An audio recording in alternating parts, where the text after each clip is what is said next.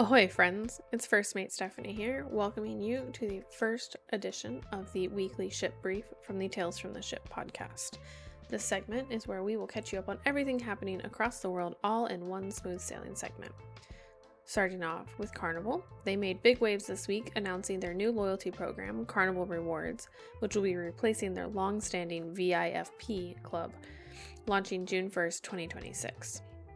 There has been a whole bunch of backlash with this new program as they are moving away from their current system and moving to a spending-based system, awarding stars for purchases like cruise fares, onboard purchases, even casino plays. So the stars will determine your tiers, while a separate Carnival Rewards points program, you can redeem those for things like spa treatments, specialty dining, future cruises.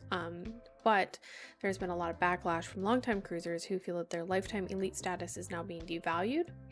There is a lot of speculation that they were just going to add another tier because they felt that they were very top heavy with their platinum and diamond members, but that is not what happened. So they have changed their program completely. I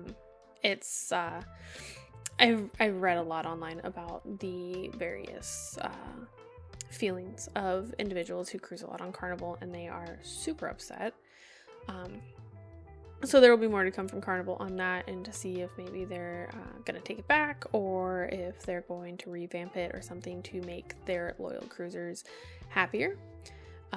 Also with that, the Carnival Vista is now going to be testing out a quick dine option in their dining room, and this is to just kind of try and facilitate like a faster mealtime flow. So we'll see how that works out. Again, it's just a testing out, so we'll see how their beta testing goes. Over on Royal Caribbean, they are doing a few glow ups this year or next year. So the Harmony of the Seas, Ovation of the Seas, and Liberty of the Seas are all getting the amplified treatment in 2026. So that will be whole new revamped ships. That'll be pretty cool to see. And then also hats off to a crew member on the Symphony of the Seas who jumped in to help when one of the glass walls cracked mid-cruise and glass actually came showering down. I saw that video on Instagram a couple of days ago. So good for that cruise member coming in and helping out when it was truly needed. That's awesome. Now setting over to Norwegian. So they had little bit of an issue. It seemed it was actually pretty common this week. I was kind of surprised, but the Norwegian Epic actually broke free from the dock in Sicily during a wild windstorm. There were no injuries, but it did leave a lot of guests ashore briefly. Obviously they figured it out, got everybody back on board safe and sound. Again, no injuries. And then Norwegian launched their summer deals. So Norwegian is currently offering $1,000 off cruises with extra discounts for teachers, military, and select residents.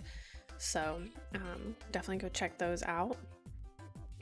MSC has now started teasing new features on the MSC World Asia. So the latest in their World line. They have the World America and their World Europa.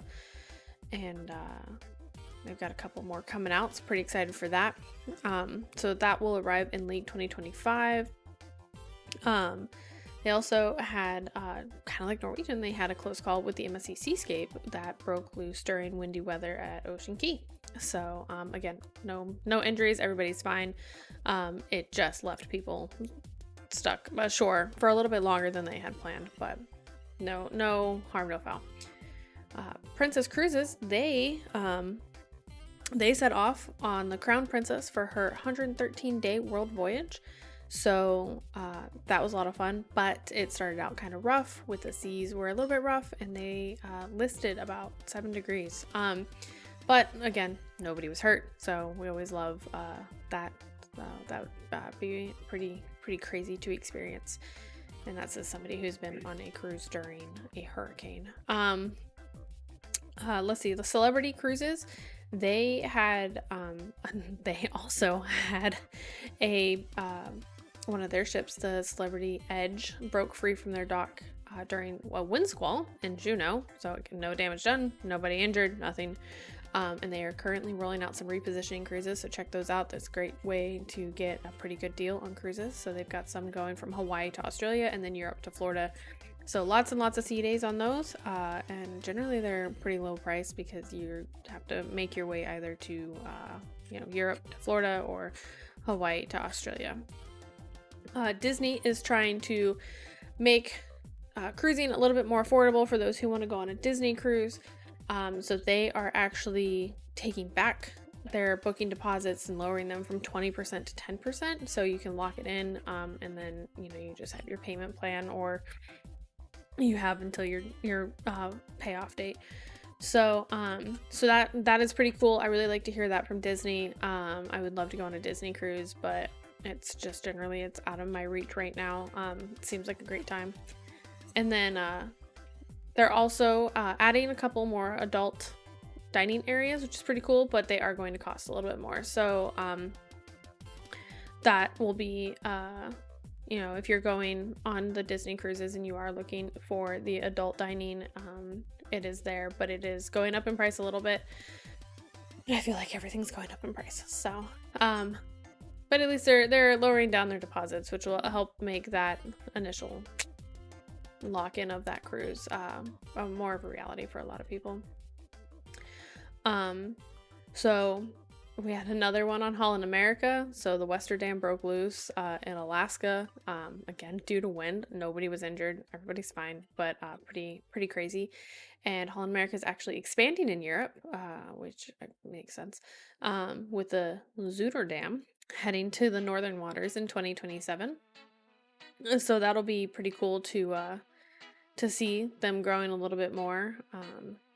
There is definitely a Holland America cruise that I have been eyeing for a couple years, but it's a long one, so we'll see. And over here in out of Miami right now, we got Virgin Voyages. So they actually just launched a new AI-powered mermaid film campaign. They switched out their old safety video. It's now replaced with these mermaids.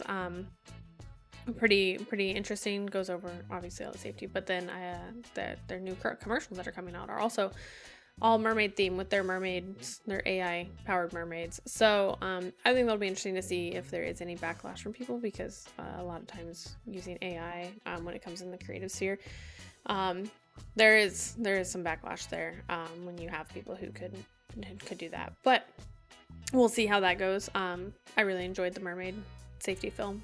It's definitely a lot different than the just regular old safety videos. And then on the Valiant Lady, they also made some itinerary changes. So they are taking out some of their longer routes and they're putting in shorter Mediterranean cruises. So the Valiant Lady will be making its way over to the Mediterranean, and I believe we are getting another boat out of Miami, and the Brilliant Lady's coming. Pretty excited for that one too. I'm going to try and get on that before it leaves Florida. And then last but not least, so Margaritaville at Sea, they just celebrated 1 year of the Islander sailings out of Tampa, and they are getting a third ship on its way in 2026. So that will be pretty cool. We go on our first Margaritaville cruise in just about 6 weeks. Pretty excited to try them out, see what they're like.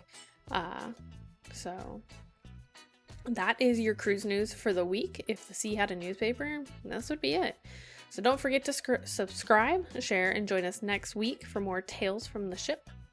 Until then, stay ship shape.